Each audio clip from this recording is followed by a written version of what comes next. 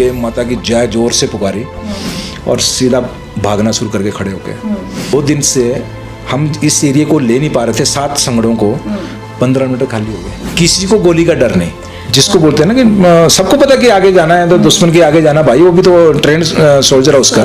5140 पे जो लड़ाई हुई, इसमें हमारा कोई भी जवान इंजर्ड नहीं था और सबसे बड़ी हाइट पीक जो थी वो कैप्चर की थी। सबसे ज़्यादा हथियार वहाँ पे पकड़े, सबसे ज़्यादा दुश्मन वहाँ पे मारा गया। तो हमने बोला भाई जब तक ये गन है तब तक कोई भी सेफ नहीं है, तो हटाना इसी को पड़ेगा। जैसे ही ग्रेनेड उनके पीछे जाके फटा, वैसे अंदर से गालियां हल्ला शुरू हो गया। हमने दूसरा ग्रेनेड बिल्कुल सही गिर गया अंदर। जैसे अंदर गिरा, अंदर वाले जो हल्ला डाल रहे थे, गाड़ियां पक रहे थे, वो चुप। तो उसको ये घुटना मेरा दिखाई दे रही थी टांग, तो उसने ब्रश फायर खोला, 2 गोलियां इसमें लगी। 6 गए थे, 6 में से 2 डेथ हो गए, 4 बचे, 4 में से 3 इंजर्ड हो गए, 1 सेफ था। आपकी अचीवमेंट भी कम नहीं है, 2 बंकरों में घुस जाना और मशीन गन से उन्हीं को मार देना। ये कोई बहुत ही, जिसमें कहते हैं कि जिगर रखने वाला ही सैनिक कर सकता है। नमस्कार, मैं हूं नंदिनी मित्तल और कहा जाता है कि कुछ लोग इतिहास पढ़ते हैं, कुछ लोग इतिहास लिखते हैं और कुछ लोग अपने साहस से वो इतिहास बनाते हैं। तो आज जो मेहमान हमारे साथ स्टूडियो में हैं, कैप्टन संजय कुमार, परमवीर चक्र विजेता और हमारे हिमाचल की शान। संजय जी, जब आपकी बात आती है तो मुझे सब चीज़ें इकट्ठी हो जाती हैं, जैसे साहस, वीरता, हमारा तिरंगा और देशभक्ति। ये सारी चीज़ों की मिसाल अगर हमें देखनी हो या उससे कुछ प्रेरणा लेनी हो तो आप उसकी जीती जागती मिसाल है। आपका बहुत बहुत स्वागत है। थैंक यू मैम, जय हिंद। कारगिल की बात करें तो कहा जाता है, हम अभी बात भी कर रहे थे कि कारगिल एक ऐसी लड़ाई हुई जो टीवी पे नजर आई। तो उसको लेकर पहले कि कैसे ये लड़ाई इतनी मशहूर हो गई, इसके पीछे क्या था, फौज में इस क्या माहौल था, ये सारी बातें आपसे जानना चाहूँगी।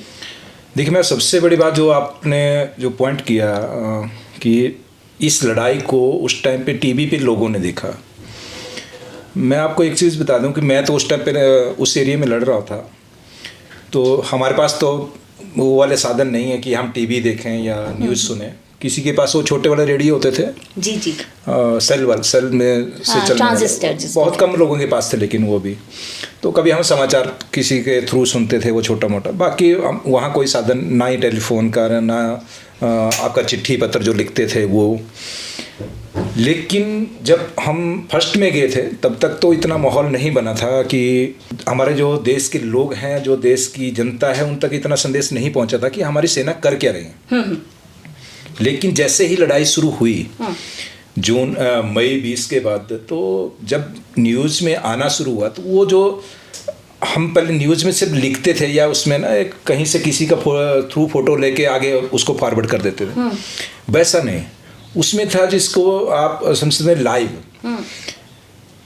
इतना जरूर है कि जहाँ लड़ाई चल रही है कि कैमरा वहाँ नहीं है, हाँ। लेकिन उस इलाके को वो दूसरी पहाड़ियों से, सामने से वो कवर करते थे।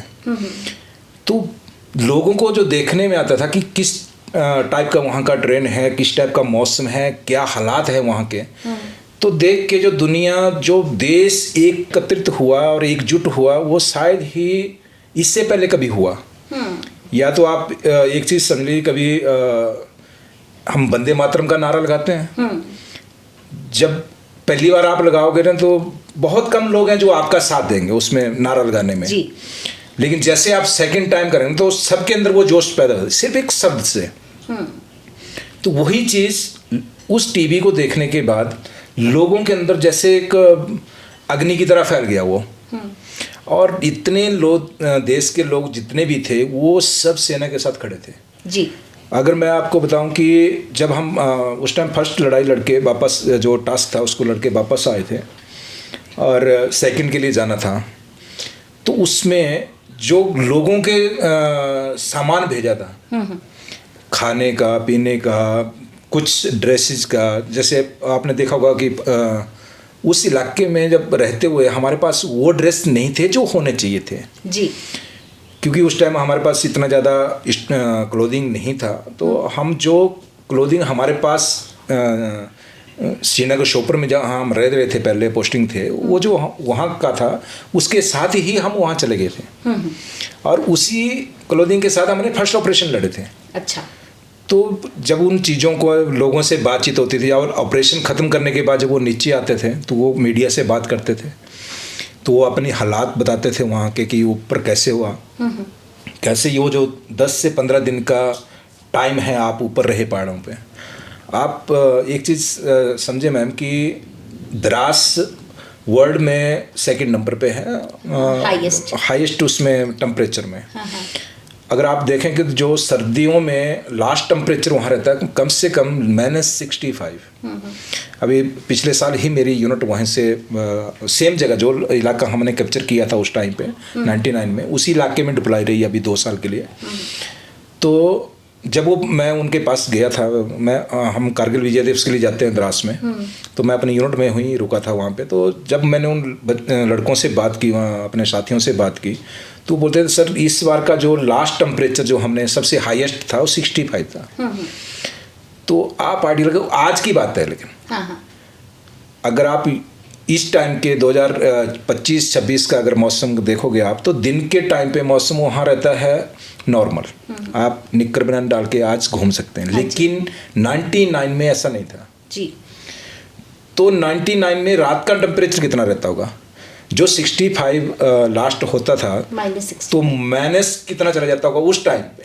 2099 में बिल्कुल मौसम जो है बहुत बदला है। लेकिन मैं जानना चाहती हूँ क्योंकि ये लड़ाई लगभग 3 महीने चली, मई जून जुलाई हम की बात करें तो ये जो पूरी लड़ाई थी, आपको कब पता चला कि इस तरह से आपको कारगिल की लड़ाई लड़ने जाना है?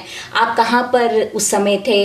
और जो पहला खबर आई कि आपको जाना है, तो क्या मतलब वो अचानक थी कि किसी ने मतलब आपको कैसा लगा? पहला जब आप लड़ाई के लिए जाते हो तो आपको ये नहीं पता होता है कि आप पता नहीं वापस आएंगे नहीं, और कारगिल की लड़ाई ऐसी ही बहुत ही कहा जाए तो मुश्किल लड़ाई थी, जब आपका दुश्मन जो है वो पहाड़ी के ऊपर बैठा हो और आपको नीचे से कैप्चर करना हो।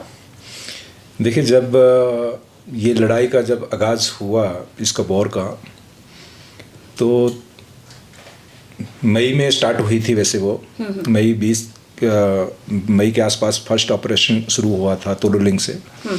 तो उस टाइम पे मैं छुट्टी पे था जी।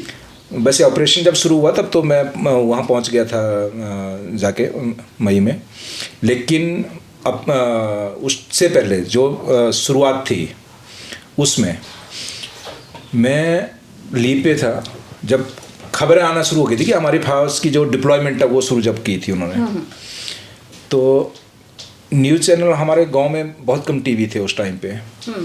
हमारे एक रेडियो होता था सिर्फ मेरे गांव में, हमारे लंबड़दार जी होते थे जी। उनके पास एक रेडियो था उस टाइम, और वो सिर्फ न्यूज़ चलते थे उस पर। तो वो न्यूज़ सुने थे हमने।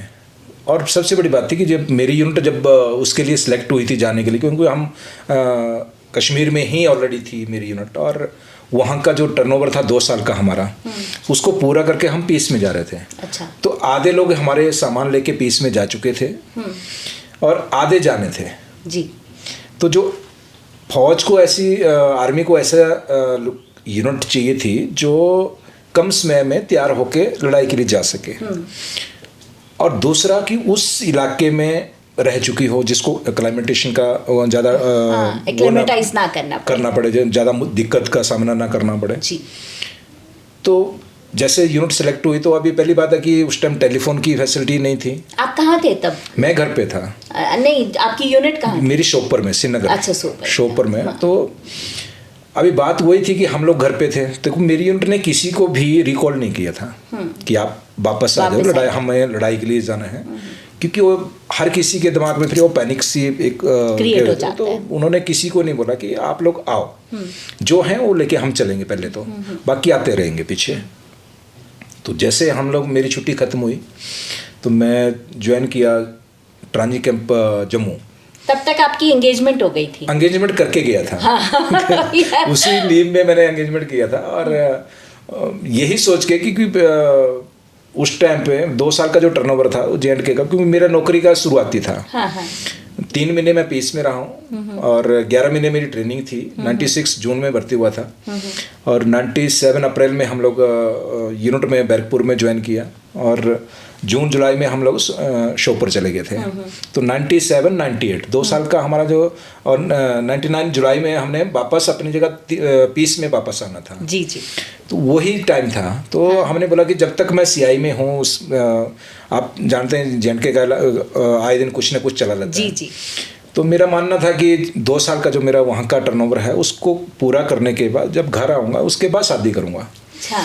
क्योंकि वहाँ किसी को भी कुछ भी हो सकता है, जी। तो ऐसा ना कि स्टार्टिंग में कुछ हो जाए। तो उससे बेटर है कि मैं 2 साल का वो टेररिज्म का वो जमाना था वहाँ हाँ, पर, बहुत अच्छा, बहुत ज़्यादा टेररिज्म था उस समय। तो इसलिए वो जो खतरा था वो हर दिन बना रहता था। तो मेरा अपना खुद का मानना था कि इस टर्नओवर को पूरा करने के बाद ही शादी करूँगा। तो इसलिए फिर वो जो लास्ट छुट्टी थी मेरी जो उस एरिए से, तो उसमें मैंने एंगेजमेंट किया था जी।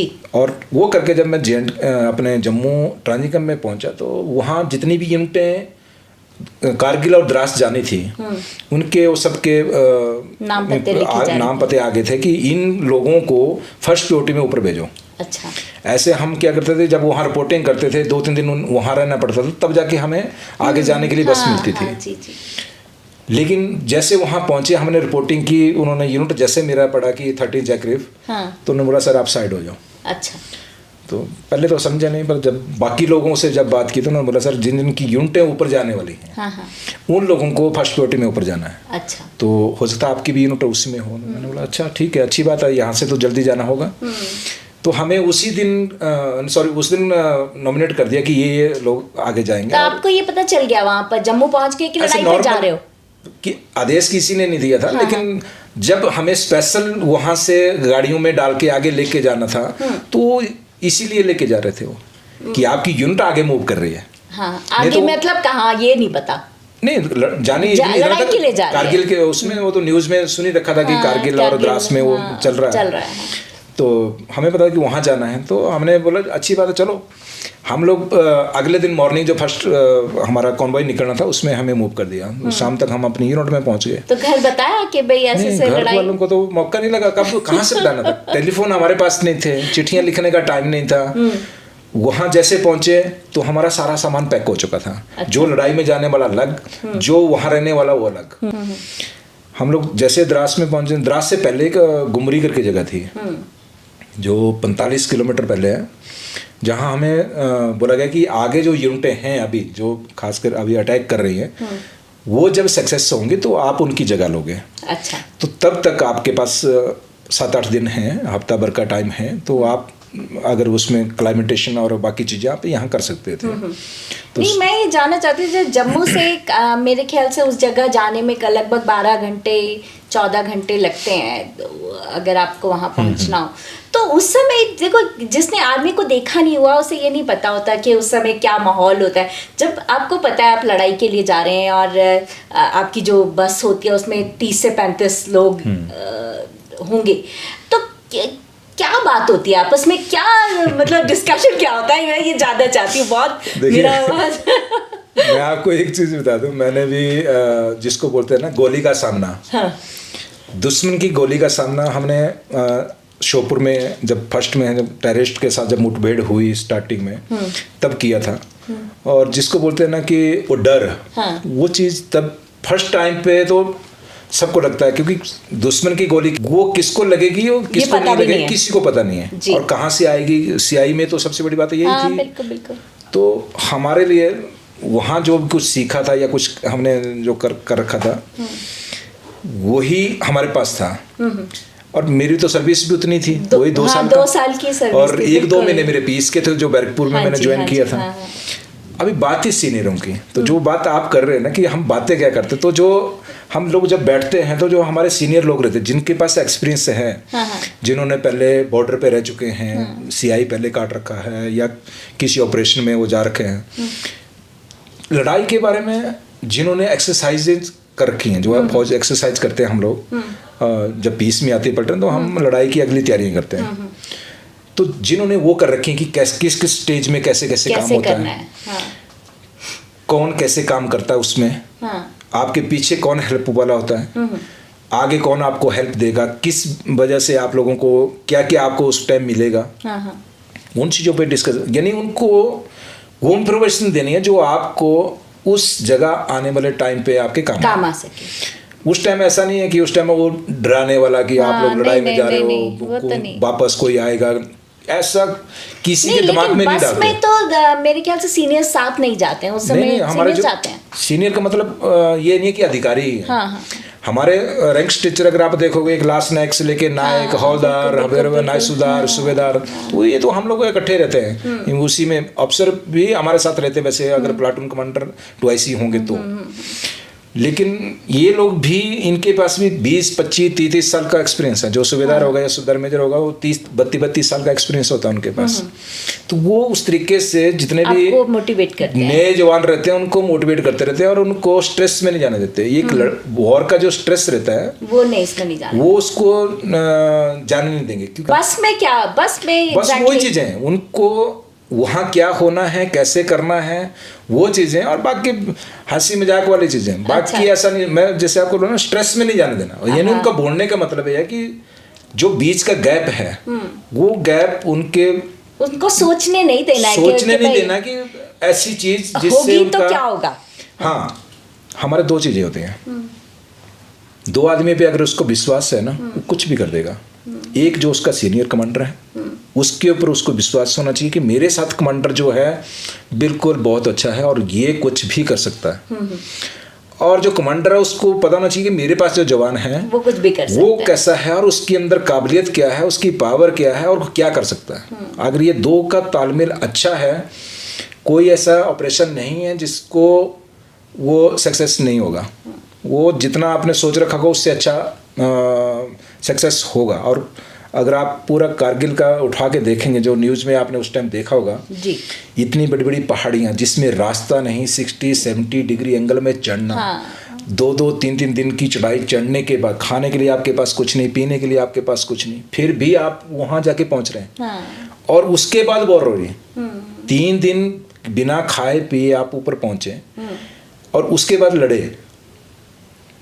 आप यहाँ से नीचे से ऊपर तक जाने में पहली बात है कि जितनी आप हाइट पकड़ते जाएंगे आपकी जो ऑक्सीजन लेवल है वो कम होता जाएगा। और जैसे आपकी ऑक्सीजन लेवल कम होता जाएगा वैसे ही आपकी चलने की रफ्तार, काम करने की रफ्तार कम हो जाएगी।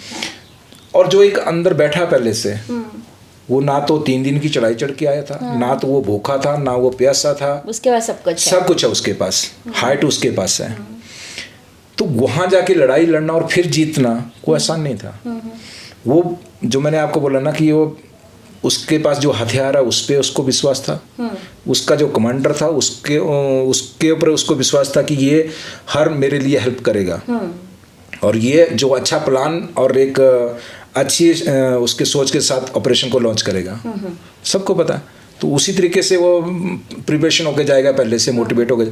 अगर एक अनजान आदमी को आप उसके टीम का लीडर बना दोगे तो वो विश्वास नहीं कर पाएगा उसके ऊपर, और जो होना चाहिए था जैसा काम वैसा नहीं हो पाएगा। द्रास जब आप पहुंचे तो कौन सी पहाड़ी आपको जीतनी थी? हमने जब फर्स्टली, जैसे मैंने आपको कहा, गुमरी में रहे हम हफ्ता भर के लिए, तो उसमें कोलैबोरेशन के लिए नॉर्मल उसमें, और जैसे ही जो यूनिट आगे लड़ रही थी फर्स्टली जिन्होंने अटैक करने थे, तो द्रास में हम 56 ब्रिगेड का हिस्सा थे और उसमें हमारे से पहले 2nd राजरीफ और 18 ग्रेनेडियर्स जो अपने ब्रिगेडियर कुशवाहा ठाकुर जी हैं, हाँ जी, उनकी यूनिट जो थी वो ऑलरेडी वहाँ लड़ रही थी।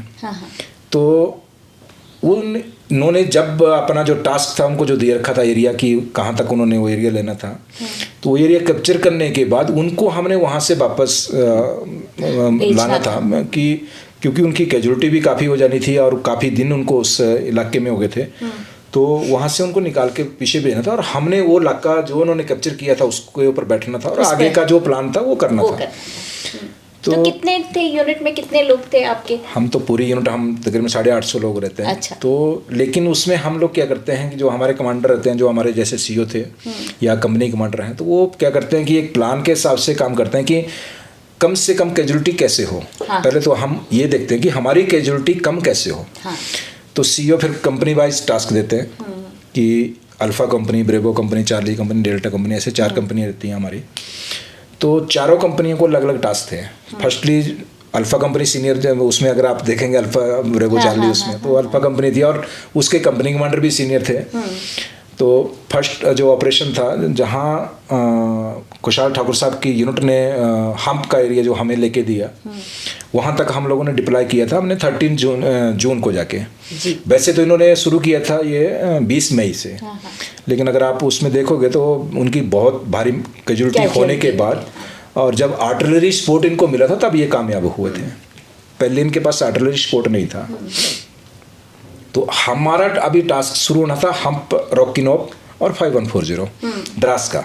द्रास में जो सबसे टॉप हाइट थी 5140 उस इलाके की। तो अल्फा कंपनी हमारी फर्स्टली थी। अल्फा कंपनी के जो कंपनी कमांडर थे भास्कर सर, तो 2 दिन कंटिन्यू अटैक किया उन्होंने। अच्छा। 13 को पहुंचे, 14 को पूरा प्लानिंग, 15 और 16 2 दिन कामयाब नहीं हुए। रिज थी पहाड़ी के ऊपर का, और उसकी ज़्यादा चौड़ाई नहीं थी, 20-25 मीटर का, कहीं 10 मीटर का, और दोनों साइड खाई थी। तो एक किनारे पे हम थे और उसके ऊपर पूरे के आगे तक 7 बंकर थे उनके। अच्छा। जो संगड़, बंकर तो नहीं मतलब संगड़ थे जो पत्थरों से बने थे। बने हुए। अभी 7 संगड़ हमने लेने थे अल्फा कंपनी ने। जब हमारे लोग चलते थे आगे, तो वो संगड़ में कहीं भी बैठ जाए, पथरीला इलाका पहाड़ पूरा। तो वो क्या करते थे कि फर्स्ट सेकंड 1-2 संगड़ उनके फायर करना बंद कर जाएंगे। अच्छा। ये उनको बाईपास कर देंगे, निकल जाएंगे आसपास से। कोई लेफ्ट में छूट जाएगा, कोई राइट में छूट जाएगा। फिर जब वो आगे जाएंगे तो वो पीछे वाले भी फायर खोलेंगे और आगे वाले भी करेंगे। तो इस तरीके से उनकी डेली 2-3 लोग इंजर्ड होते गए।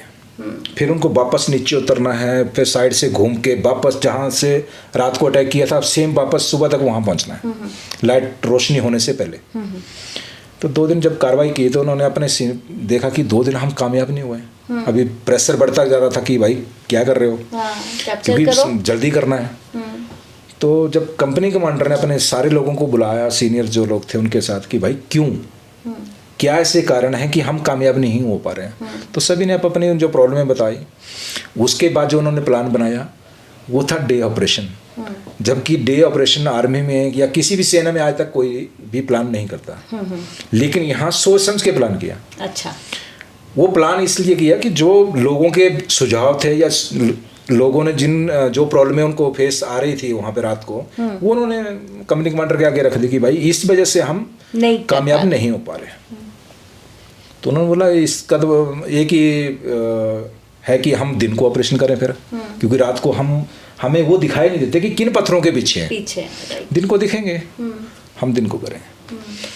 तो उनमें 2-3 चीज़ें उसने ऐड की। बोला मेरे को आपसे ना एक सपोर्ट चाहिए कि जब आप यहाँ से अटैक के लिए आगे बढ़ोगे, मैं फायर सपोर्ट लूँगा सीओ साहब को बोल के, कैसे न कैसे हमें फायर सपोर्ट मिलेगा 1 टाइम के लिए।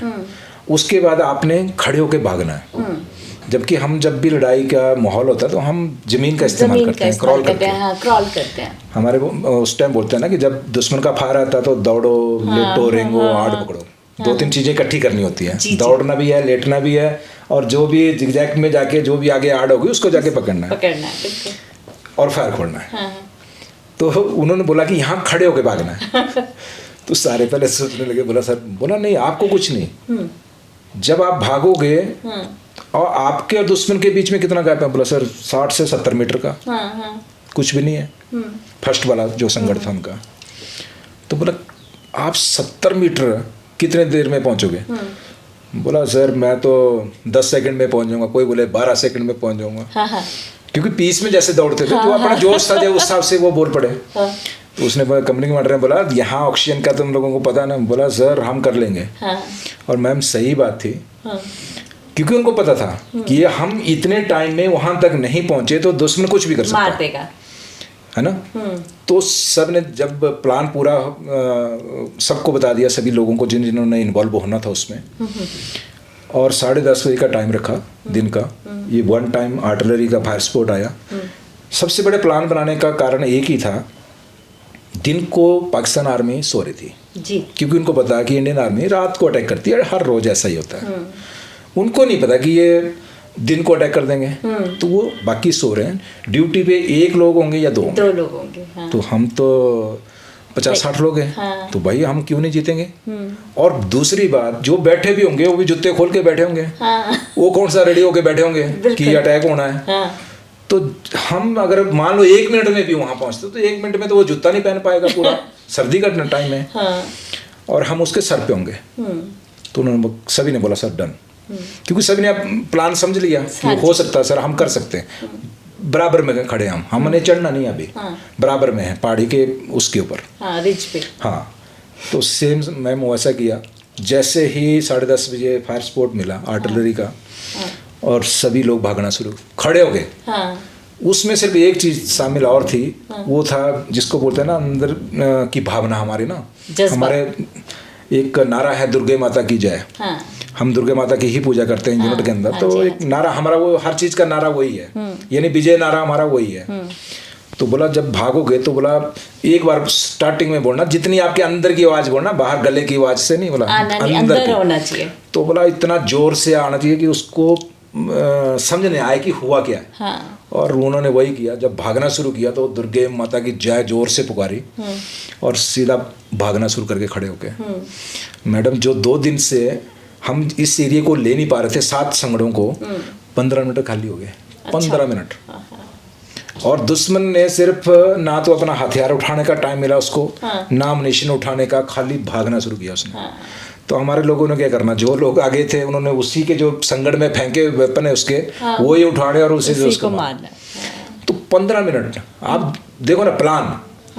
कंपनी कमांडर को जब पूरे सिचुएशन मिल गई कि कैसे कैसे हो रहा है, जब उसने उनके ऊपर जब प्लान किया, अच्छे से इम्प्लीमेंट हो गया, सक्सेस हुए। जो नहीं सोचा था वो भी हो गया, क्योंकि किसी ने कभी दिन को अटैक करके देखा ही नहीं था। तो आसानी से हो गया, 15 मिनट में पूरे एरिया क्लियर हो गया। अभी सबसे बड़ी प्रॉब्लम थी कि दुश्मन ऊपर था। अभी एक लास्ट जो पोस्ट था वो थी 5140 की हाइट, और वो टॉप थी उस एरिया की। अभी दुश्मन ऊपर है तो नीचे हम बैठ नहीं सकते थे ज़्यादा देर शांति से। चलो आड़ अच्छी थी, पत्थर थे, कुछ उसके बनाए हुए संगड़ थे, और क्योंकि वो तो सारे मारे गए, सिर्फ उसमें से 2-3 लोग थे जो लास्ट किनारे में थे रिज के, वो भागने में कामयाब हो गए। वो स्टार्टिंग में भाग गए। और सबसे बड़ी बात एक और थी इसके बीच में, जब वो भागते थे ना, तो सिर्फ एक चीज बोलते थे, बोला इंडियन आर्मी पागल हो गई। क्योंकि दिन का टाइम था। और सबसे बड़ी बात कि लड़ाई के बीच में हम, जैसे मैंने पहले बोला, जमीन का इस्तेमाल करते हैं, और इधर हम खड़े होकर भाग रहे, किसी को गोली का डर नहीं।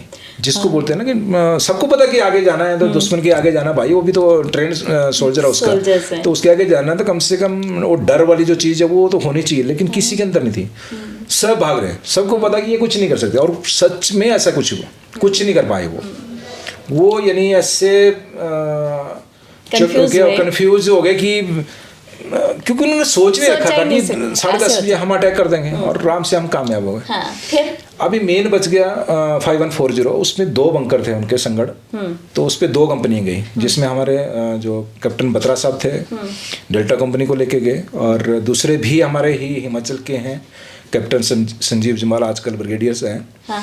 तो वो दोनों नए यंग अफसर थे उस टाइम पे, 1 ईयर सर्विस थी टोटल ट्रेनिंग के बाद, अगर आप देखेंगे। और संजीव जमाल सर तो अटैचमेंट के लिए हमारे साथ थे, वो ESC के आर्मी सर्विस कोर के हैं। तो उनको दोनों को वहाँ कमांड करने का मौका मिला कंपनी, एक को ब्रेवो कंपनी और एक को डेल्टा कंपनी। 19 जून को मैम इन्होंने रात को अटैक किया। ये रात का अटैक था 19 जून वाला, इसने दिन को नहीं किया। और सबसे बड़ी बात कि ये हमारा क्या पूरी आर्मी का सबसे बड़ा सक्सेस ऑपरेशन था। ऑपरेशन विजय। इस ऑपरेशन विजय तो था, लेकिन ये जो 5140 पे जो लड़ाई हुई, इसमें हमारा कोई भी जवान इंजर्ड नहीं था। अच्छा। एक भी जवान, चाहे आप रिज पे, हम पर रोकी नोक पे हमारे इंजर्ड हुए, डेथ भी हुए कुछ लोग, लेकिन 5140 की दोनों संगड़ तकरीबन 3:30 बजे तक मॉर्निंग 20 जून को ले लिए थे दोनों कंपनी ने, बत्रा सर ने भी और अपने संजीव जम्वाल सर ने भी। और इन दोनों की कोई कैजुअल्टी नहीं थी, एक भी जवान इंजर्ड नहीं था, एक भी डेथ नहीं था, सबसे बड़ी बात। और सबसे बड़ी हाइट पीक जो थी वो कैप्चर की थी, सबसे ज़्यादा हथियार वहाँ पे पकड़े, सबसे ज़्यादा दुश्मन वहाँ पे मारा गया, और अपना कोई कैजुअल्टी नहीं। तो इससे बड़ा हमारे लिए या किसी के लिए भी हो नहीं सकता इतना बड़ा ऑपरेशन सक्सेस हमारे लिए। अगर आपने देखा होगा जब वो वापस नीचे आए थे, उसके बाद हमें भी 2 दिन के बाद, यानी ये 20 जून को हमने मॉर्निंग तक क्लियर कर दिया था, 23 जून को हम भी वापस आ गए थे उस एरिया से, दूसरी यूनिटों ने वहाँ पे आके चार्ज ले लिया और हम लोग वापस नीचे आए। जो इंटरव्यू आपने देखा होगा बत्रा सर का, जो बड़ी सी गन के साथ में दिखाया जाता है, उसमें जो फर्स्ट हमारे भास्कर सर थे अल्फा कंपनी कमांडर, वो प्लस बत्रा सर हैं, उसके बाद रघुनाथ साहब हैं, उसके बाद वेद प्रकाश हैं, मेहर सिंह हैं, सुनील है, यानी ये जो उनकी टीम के जो लोग थे वो सब लोग उसमें दिखाई देते हैं अगर आप देखेंगे ढंग से। और वही हथियार वहाँ पे उन्होंने शो किए थे जो वहाँ कैप्चर किए। 12.7 mm की HMG gun, heavy machine gun थी, जो 5140 पे बत्रा सर ने कैप्चर की थी। तो इससे बढ़ के और क्या हो सकता है। और उनके लिए इतने यंग अफसर होके आप एक चीज़ और उसमें देखोगे, जब 5140 कैप्चर किया था उस टाइम वो लेफ्टिनेंट थे, संजीव जम्वाल भी और बत्रा सर भी।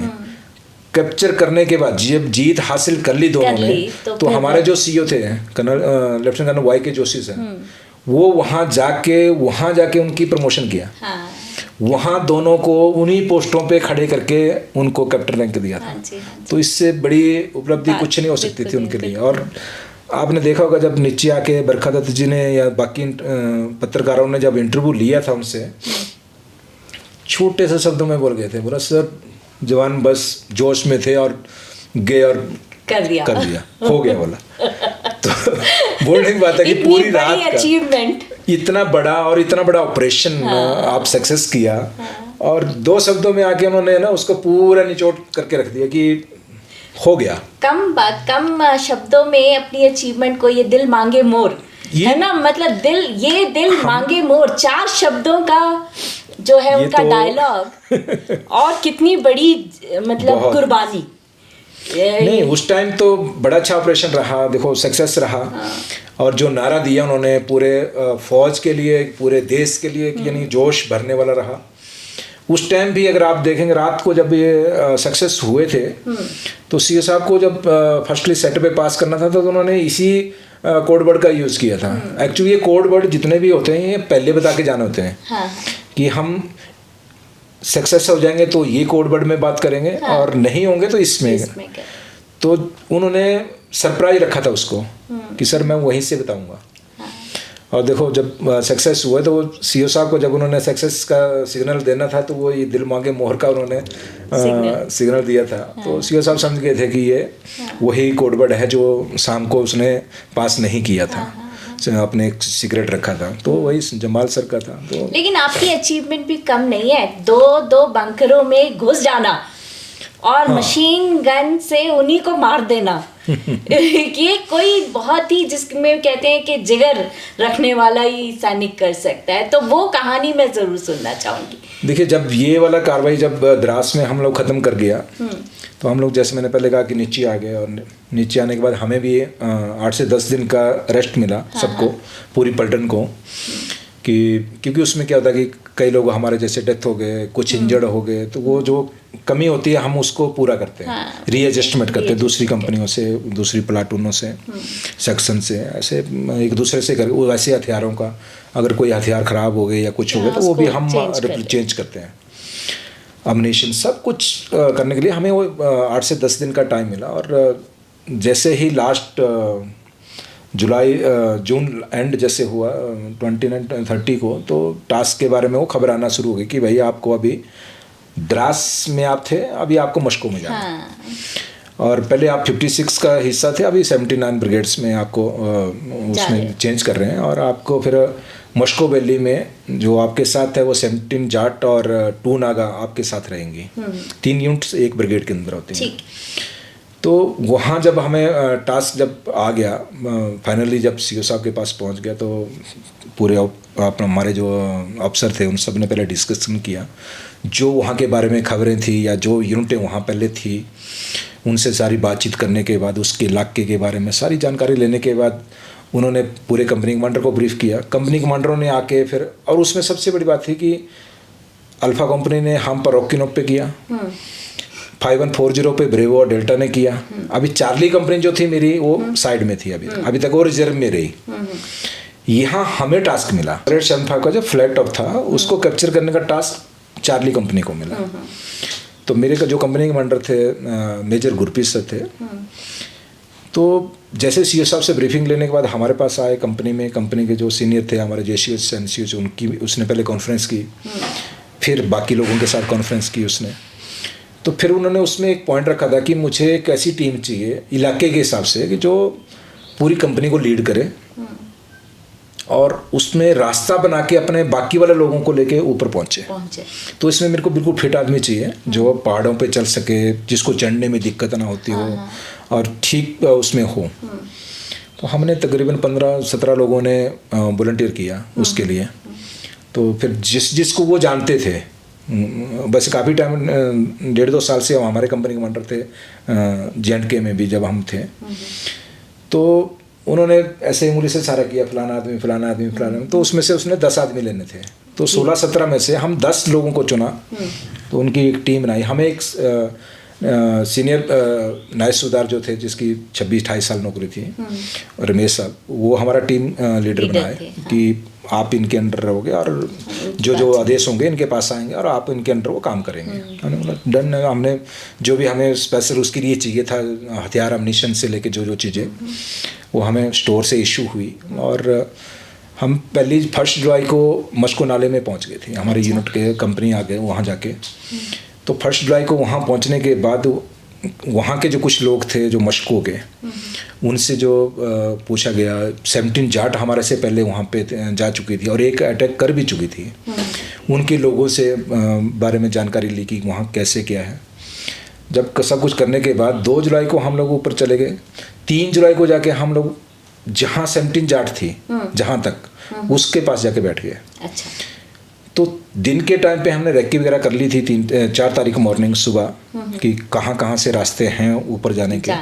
और हम अगर इस रास्ते का यूज़ करेंगे तो सेकंड कौन सा होगा अगर उस पर दुश्मन ने फायर खोल दिया। तो ऐसे 2-3 रास्ते हमें चुनने पड़ते हैं, मैप पे भी स्टडी करने पड़ते हैं और ग्राउंड पे भी। तो सब करने के बाद जब 4 जुलाई लास्ट लाइट यानी अंधेरा जब होने लगता है शाम को, तो उसके बाद हमने अटैक करना था उस पर। मैम हमारी पूरी कंपनी जब आगे निकल गई शाम के टाइम पे 4 जुलाई को, तो जो हमने प्लान किया था कि 2 से 2:30 बजे ऊपर जाके हमने अटैक करना है, तो उसके हिसाब से जो हमें फायर सपोर्ट मिलता है पीछे से और जो भी हेल्प मिलती है वो टाइम टू टाइम उस हिसाब से चलती है। बिल्कुल मिनट टू मिनट होता है। तो लेकिन हम लोग जो दिया गया समय था उसमें हम आधे इलाके में भी नहीं पहुँच पाए। यानी दुश्मन ने इतना फायर खोल दिया कि हमारे जितने भी रास्ते थे जाने वाले सब बंद हो गए। अभी चढ़ाई बिल्कुल खड़ी चढ़ाइयाँ थी, तो उसमें रास्ता बना के लोगों को चढ़ाना बड़ा मुश्किल हो गया। और आधे ही रास्ते में 2:30 बज गए। यानी जब हमने ऊपर पहुंचना था तब हमने आधा भी रास्ता तय नहीं किया। तो सीईओ साहब सेट में अपने कंपनी कमांडर से टच में थे ही, तो उन्होंने कंपनी कमांडर को बोल दिया कि भाई आप अभी आगे मत जाओ, आप पहुंच नहीं पाएंगे। और दूसरी बात है कि जब तक पहुंचेंगे तब तक दिन निकल जाएगा जी। तो नुकसान करवाना नहीं है, तो आप लोग ऐसा करो वापस आ जाओ, फिर हम प्लान करेंगे अगले दिन, फिर आप चले जाना। तो 1-2 बार जब सीईओ साहब ने पास किया हम लोग वापस नहीं गए कोई भी, क्योंकि जाने के लिए कोई रेडी नहीं था वापस, क्योंकि सबको पता था अल्फा को भी टास्क मिल लिया, ब्रेवो को टास्क मिल लिया, डेल्टा को टास्क मिल गया, अभी हमें टास्क मिल गया और हम अभी वापस चले गए। कल वो टास्क हमें मिलेगा कोई पता नहीं। तो पूरी उम्र के लिए हमारे पे को दबा रहेगा कि हमें वो टास्क मिला था लेकिन हम उसको कर नहीं पाए। तो हमारे जो लोग थे उन्होंने कंपनी कमांडर को सीधा बोल दिया कि साहब हम वापस नहीं जाएंगे, हम अपना जो एडवांस है वो जारी रखेंगे और जब तक होगा हम ऊपर तक पहुंचेंगे। सीईओ साहब को बता दो कि आएंगे तो फिर 2 ही कंडीशन में आएंगे, या तो जीत के आएंगे या फिर लिपट के आएंगे। तो हमने जब सीईओ साहब को मनाया कंपनी कमांडर साहब ने, तो सुबह तक हमने एक थोड़ा सेफ एरिया था जहाँ शरण साइड में जहाँ कुछ लोगों को पूरा इलाके में फैलाना पड़ता था, एक जगह नहीं बैठ सकते थे। तो पूरे इलाके में फैल गए सारे, और जैसे ही लाइट निकलना शुरू हो गई वैसे ही दुश्मन के 2 बंकर थे। एक पे 17 जाट जा रही थी सेम टाइम पे, पहाड़ी के जो बीच में नाला था हमारे और सामने वाली जो पहाड़ी थी उस पे 17 जाट थी और सामने वाले पे हम थे। राइट साइड से अल्फा कंपनी थी। और जैसे ही दिन निकला जो पोस्ट हमने कैप्चर करना था उसको 17 जाट दिख रही थी सामने वाली पहाड़ी पे, और जो 17 जाट में पोस्ट कैप्चर करना उसको हम दिख हम रहे दिख रहे थे। थे और क्रॉस फायर खुल गया। ओहो। उनकी भी लोग इंजर्ड हो गए और हमारे भी लोग सुबह सुबह इंजर्ड हो गए। तो कंपनी कमांडर ने देखा कि अगर एक आदमी को पीछे भेजना है 4 आदमी चाहिए और एक ये चला गया 5, अगर 5 आदमी मेरे इंजर्ड हो गए तो 50 आदमी गए, तो मैं शाम को लड़ूंगा किससे? तो उन्होंने सीओ साहब से बात की, तो उन्होंने कहा कि भाई कुछ तो तेरे पास प्लान होगा तभी हम कुछ कर पाएंगे। तो उन्होंने अपना प्लान समझाया जैसे भास्कर सर ने किया था दिन को, या दिन में ही। लेकिन उनकी कंडीशन थोड़ा अलग थी। वहाँ जैसे मैंने बोला रिस्क पे बराबर में बैठे थे हम, यहाँ हम अभी भी तकरीबन 300-400 मीटर नीचे थे।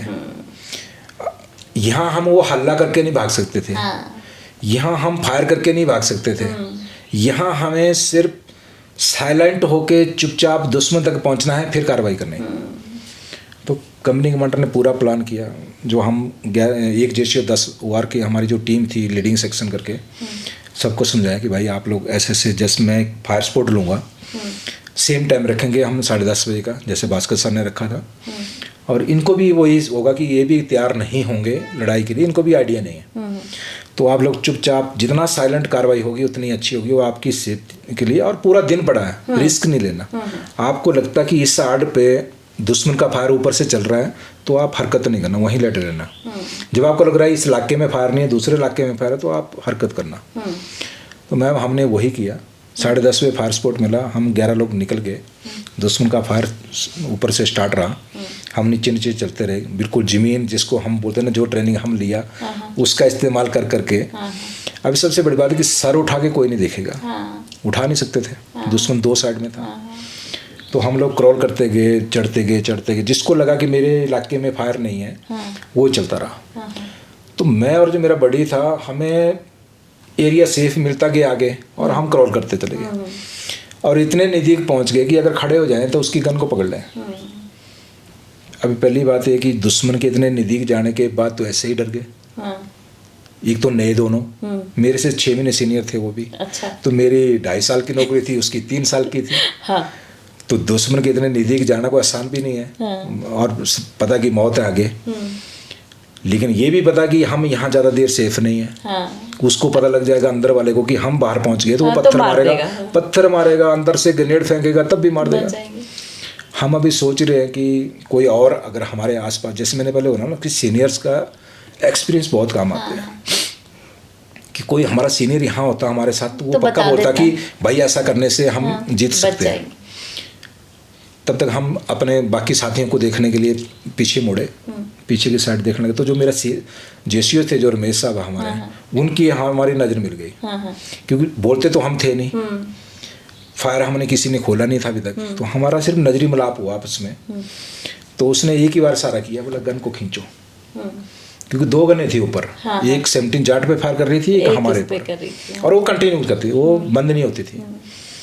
तो उसने जैसे इशारा किया कि पहले तो हमने सोचा यार क्या बोल रहा है ये, इसको कैसे पकड़ेंगे, ये तो गर्म बैरल है, अभी इसको हाथ लगाएंगे तो ये तो जल जाएंगे हाथ, अपना नुकसान है इसमें तो। लेकिन जब 2-4 सेकंड हमने सोचा तो हमने बोला भाई जब तक ये गन है तब तक कोई भी सेफ नहीं है, तो हटाना इसी को पड़ेगा। तो बड़ी मेरा बोलता कि ठीक है मैं ग्रेनेड फेंकूंगा, तू गन खींचियो। तो हमारे पास क्या है, एक अपने आप को चोट लगने के ऊपर वो ड्रेसिंग पट्टी रहती है। अभी वाली तो बड़ी अलग है, पहले वाली तो दूसरी पट्टी होती थी, तो वैसी पट्टी होती है, वो काफ़ी बड़ी रहती है वो। तो मेरे बड़ी ने भी अपनी वाली दी मेरे को, और मेरी एक मेरे पास थी। उसने बोला ये ले मेरे वाली भी और हाथों में बांध ले, जब मैं बोलूँगा तो इस गन को निकाल देना। मैंने बोला ठीक है। तो उसने थोड़ा सा क्रॉल किया, लेफ्ट साइड में जाके एक पत्थर था जिसमें वो थोड़ा सा आड़ लेके फेंक सकता था। अभी सबसे बड़ी बात है जो ट्रेनिंग करते हैं हम, तो हम खड़े होके या ले उसमें बैठ के ग्रेनेड फेंकने की प्रैक्टिस करते हैं। यहाँ 90 डिग्री फेंकना था हाइट में, और अगर आगे नहीं गया वो तो पत्थर से टकरा गया तो वो अपने पर आ जाए। टोटल 4 सेकंड टाइम उसका। तो उसने जो पहला, अभी सबके पास 2 ग्रेनेड होते हैं, तो 2 ग्रेनेड थे उसके पास, 2 मेरे पास थे, तो वो अपने ग्रेनेड लेके गया, मेरे नहीं लेके गया। तो उसने पहला ग्रेनेड जब फेंका था तो संगड़ जो था ना उसके भी पीछे चला गया। यानी जहाँ डालना था उस अभी बात वही थी ना कि कितना ताकतवर लगनी है यहाँ के लिए, वो तो थोड़ा तभी होगा जब आप को प्रैक्टिस करोगे। अभी ऐसी प्रैक्टिस करी नहीं कि 90 डिग्री फेंकना सर के ऊपर, वो भी लेट के फेंकना, बैठ के या खड़े होके नहीं फेंकना था। तो उसने पहला ग्रेनेड, अभी तक अंदर जो बंकर था उसको नहीं पता था कि हम बाहर हैं। जैसे ही ग्रेनेड उनके पीछे जाके फटा, वैसे अंदर से गालियां हल्ला शुरू हो गया। हमने बोला अब गए। यानी मैम सबसे बड़ी बात है कि उनके दुश्मन के जब आप इतने नज़दीक आ जाते हो तो आपकी जो मेमोरी है ना लॉस हो जाती है। समझ नहीं आता कुछ। आपको सिर्फ एक चीज दिखती है कि ये दुश्मन है और मैंने बचना है। तो कैसे बचना, मारना वो भी तब है जब वो जो बोलते हैं ना दुश्मन के फायर का जो शौक होता है, अचानक से जब फायर आता है या कुछ आपके आसपास हो जाता है ना, उस शौक से आप कितने जल्दी दोबारा रिचार्ज हो गए। यानी उठ के कितनी जल्दी निकल और पाते सोच पाते हैं और कुछ उस पे करने के लिए। वो सबसे बड़ी बात है उस टाइम। तो हम पहले तो जो सोच रखा था कि ग्रेनेड फेंकेंगे, गन को खींचेंगे और फिर इसके अंदर जाके अपने फायर से उसको मार देंगे। अभी ग्रेनेड चला गया पीछे। अब इनको भी पता लग गया कि हम बाहर हैं। और वो लोग ज्यादा थे, हम तो दो ही थे। और वो भी नए दोनों, कोई पुराने भी नहीं थे। तो हमारे सबसे बड़ी अभी ये था कि बड़ी मेरा ज़्यादा देर सोचा नहीं, उसका दूसरा जो ग्रेनेड था उसने वो निकाला और थ्रो कर दिया। और मैम जिसको बोलते हैं ना किस्मत जो है ना वो साथ देती है। और दूसरा ग्रेनेड बिल्कुल सही गिर गया अंदर। जैसे अंदर गिरा, अंदर वाले जो हल्ला डाल रहे थे, गालियाँ बक रहे थे, वो चुप। और आधे से ज़्यादा तो कुछ मर गए, कुछ इंजर्ड हो गए। अभी मेरा टास्क शुरू हो जाता था गन को निकालने का। तो मैं गन जैसे फायर करना बंद हुई तो दोनों गने खींच के मैंने बाहर निकाल ली। उसका होल रहता है, यानी 1.5x1 का रहता है, कोई 1x1 का भी होता है। तो उसमें जाके जब मैंने एक बार झांका मैंने अंदर की तरफ कि कोई कौन कहाँ है, मैं फायर खोलूँ तो किस पे। तो मेरे को सिर्फ 3 लोग उसके जो एग्जिट पॉइंट था बैक वाला, उससे वो अंदर आ रहे थे, दूसरा वेपन और अम्युनिशन उठा के। तो मेरे पास AK-47 था, सभी के हम जो लीडिंग सेक्शन वाले थे सबके पास ऑटो वेपन था। तो हमने एक मैगजीन मैंने ब्रश फायर निकाल दिया, जिसमें वो 3 थे जो अंदर आ रहे वो मारे गए।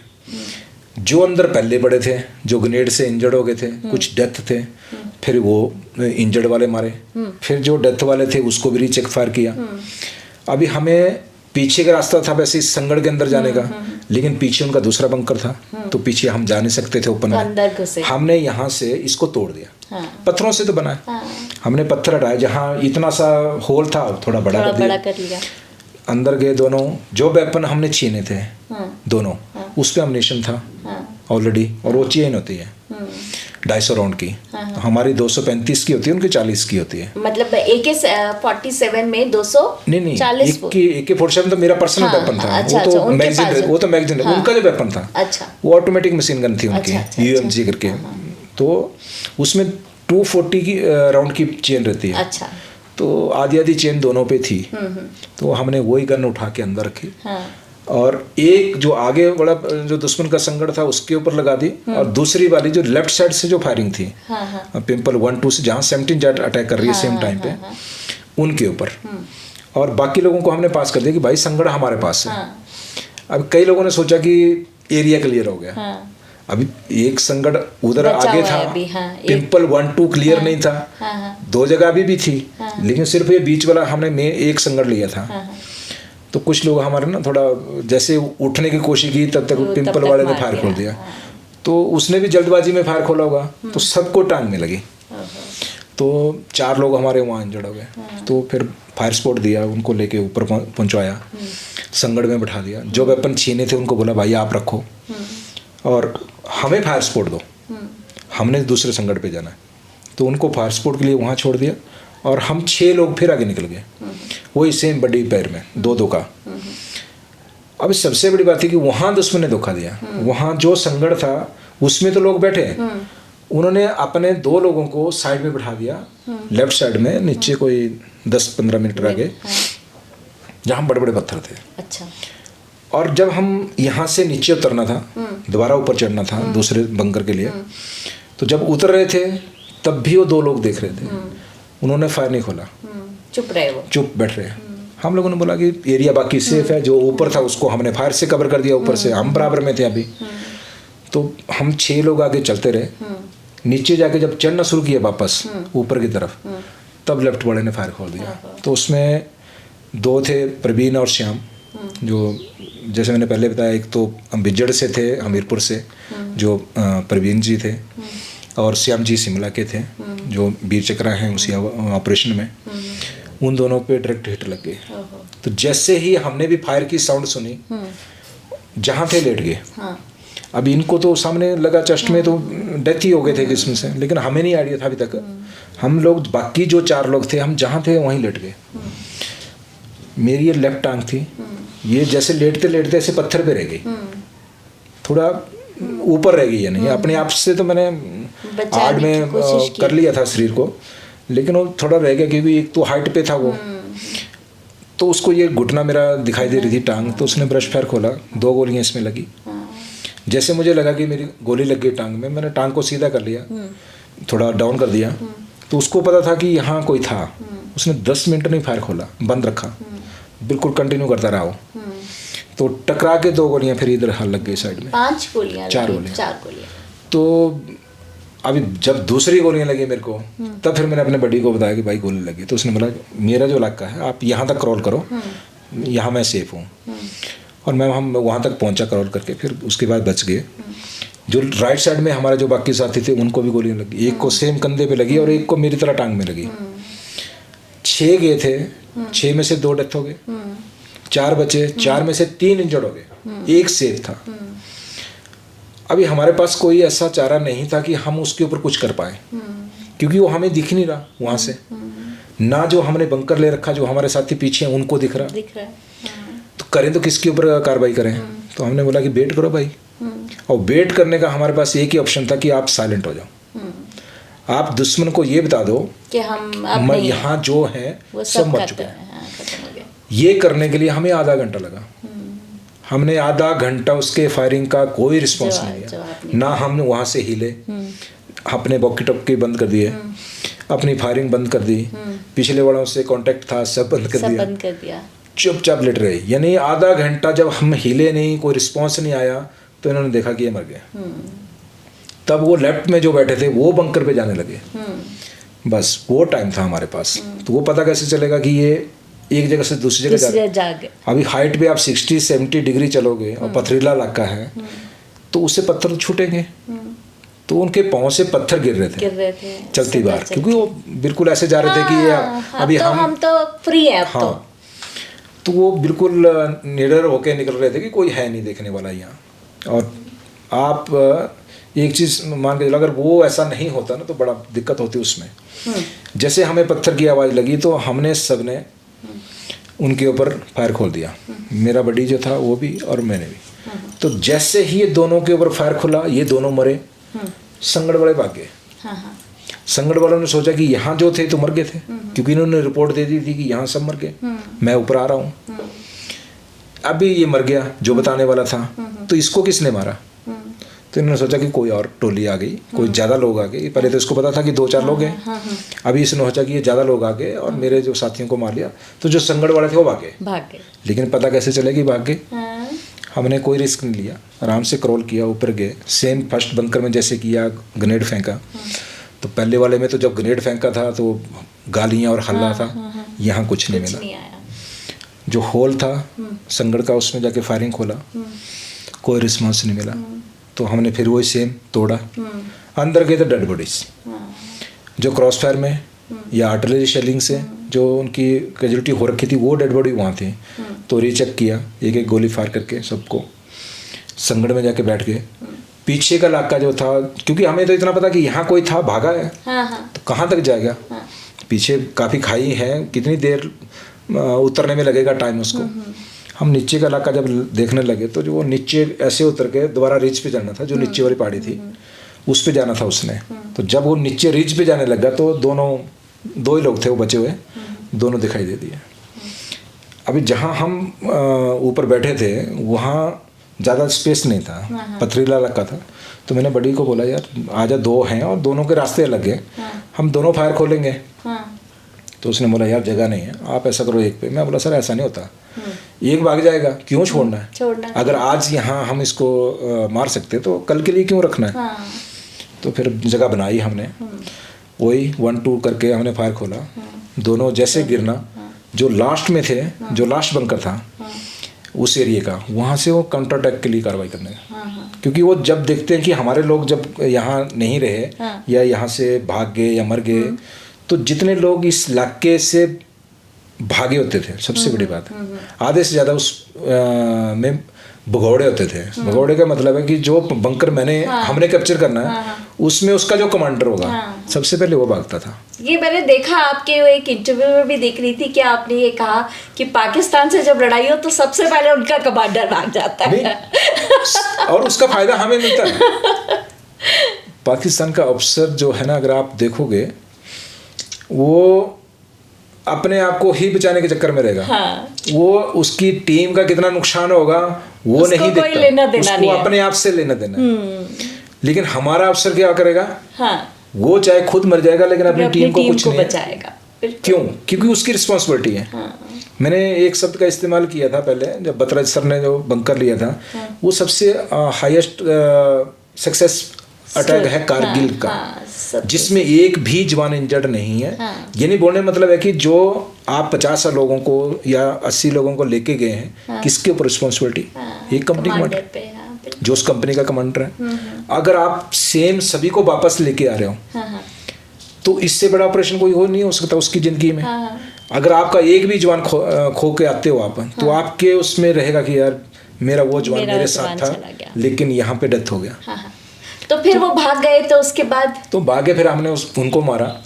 फिर उनका काउंटर अटैक था, लेकिन जो अल्फा कंपनी थी, मेरे बाकी के लोग पीछे से आ गए, हम लोग भी थे, हमने चारों तरफ से फायर खोला। फिर वो उनका जो काउंटर अटैक के लिए जो हमारे पे आ रहे थे लोग उनके, फिर वो वापस चले गए। अब ये कार्रवाई थी हमारी 4 और 5 जुलाई को। उसके बाद जो हम इंजर्ड थे, डॉक्टर का आके सारे अपने कंपनी कमांडर आके सब आ गए। कंपनी कमांडर तो लाइव देख रहे थे वैसे, सॉस पर से जहाँ पे बैठे थे वहाँ से फायर सपोर्ट भी दे रहे थे और लाइव देख रहे थे, क्योंकि ऐसे था वो उस पर। तो कंपनी कमांडर को तो बताने की ज़रूरत नहीं थी, सब कुछ वो वॉकी टॉकी पे बात कंटिन्यू वो हमारे कांटेक्ट में रहते थे, क्योंकि कभी भी कुछ भी हो तो वो हिदायत दे देते थे या कुछ बताते ऐसा करो नहीं वैसा करो, या कुछ हमें रिक्वायरमेंट हो तो हम पीछे रिक्वायरमेंट डाल देते थे कि भाई ये सामान भेजो या लोगों को भेजो या यहाँ से फायर सपोर्ट चाहिए। तो ये सारी करने के बाद जब पूरा एरिया हमने जो हमारा टास्क था कैप्चर कर लिया, बाकी जो इंजर्ड लोग थे हम लोग वापस आगे नीचे। लेकिन उसके बाद अभी तक एक बंकर हमारा रह गया था लेज एरिया में जाके, नीचे को एक बंकर था, और वो इस इलाके का लास्ट था हमारा। उसके पीछे का इलाका भी नागा ने कैप्चर कर लिया था, लेफ्ट वाला 17 जाट ने कर लिया था, इधर से हमने कर लिया था। अब भी जो बीच में जो बंकर है उनके भागने का कोई रास्ता नहीं था, या तो मरना है या फिर यहीं पे होना था उनका सब कुछ, मरना या मारना है। तो अभी 4 और 5 जुलाई को तो हमने किया। 6 जुलाई को हमारे से आगे निकल के बत्रा साहब अपनी कंपनी को लेके गए सेम अटैक में ही, इस मस्को में। और जैसे ही शाम को अटैक किया, जैसे ऑलरेडी पिछले वाला 5140 पे किया था, शाम को नाइट को ऑपरेशन उन्होंने सेम किया। यहाँ भी जो मेन बंकर था जो उनका, वो कैप्चर कर लिया शाम को, वही शाम को सॉरी मॉर्निंग, सुबह के टाइम 2:30-3 बजे। इनके साथ ऐसा हुआ जैसे हमारे साथ ऐसा हुआ था कि 2 बंदे बाहर निकल के पहले बैठ गए थे। इनके क्या हुआ कि जब इन्होंने अटैक किया, कुछ लोग उनके मारे गए और 2-3 लोग उनके भाग के पीछे बैठ गए। अच्छा, अब इनके पास हाइट आ गई, और जो दुश्मन था वो भाग के पीछे बैठा था।